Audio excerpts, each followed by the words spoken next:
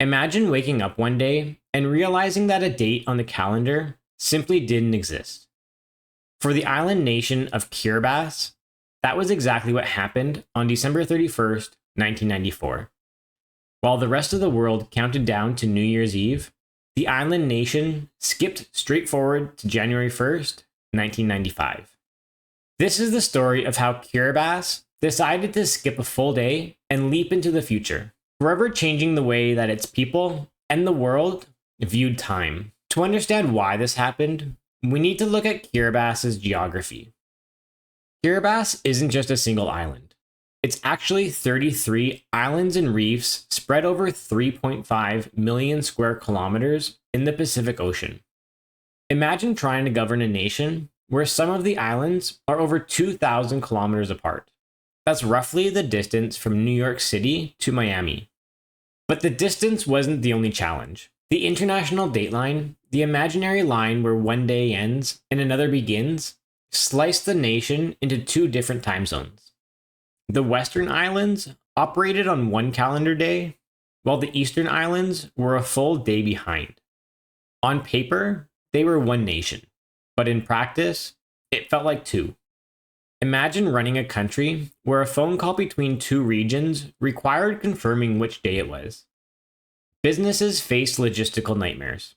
National events were nearly impossible to coordinate, and even government communications were delayed by a full 24 hours. Take, for instance, a supply shipment leaving one region. By the time it reached another location, not only had the date changed, but so had the context of time-sensitive information.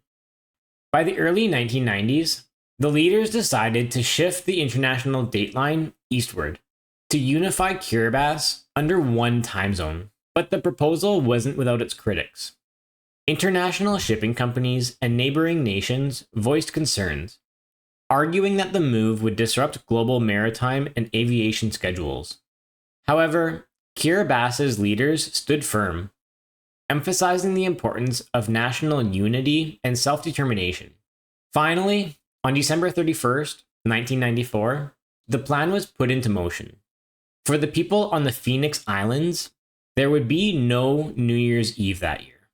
Midnight on December 30th was immediately followed by midnight on January 1st, 1995.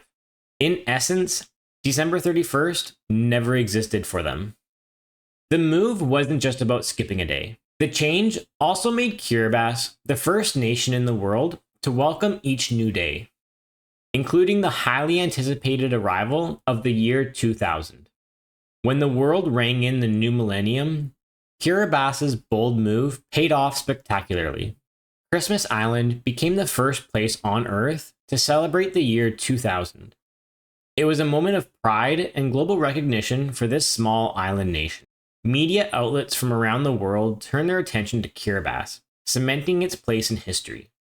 Beyond global spotlight, the decision also had practical benefits.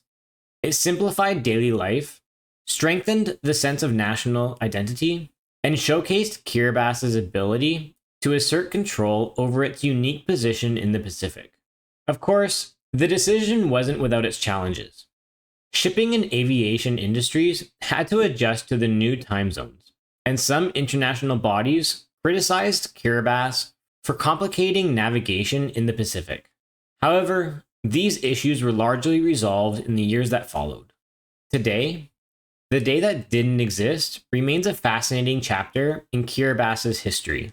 It's a reminder of the complexity of time, the power of national unity, and the ability of small nations to make their mark on the global stage. So next time you look at a world map or check your watch, think of Kiribati, the nation that boldly redefined time to step into the future, leaving December 31st, 1994, behind as a day that would never happen. So what are your thoughts? Would you be okay skipping an entire day? Let me know in the comments below. And don't forget to like, share, and subscribe to my channel for more fascinating stories from 30 years ago.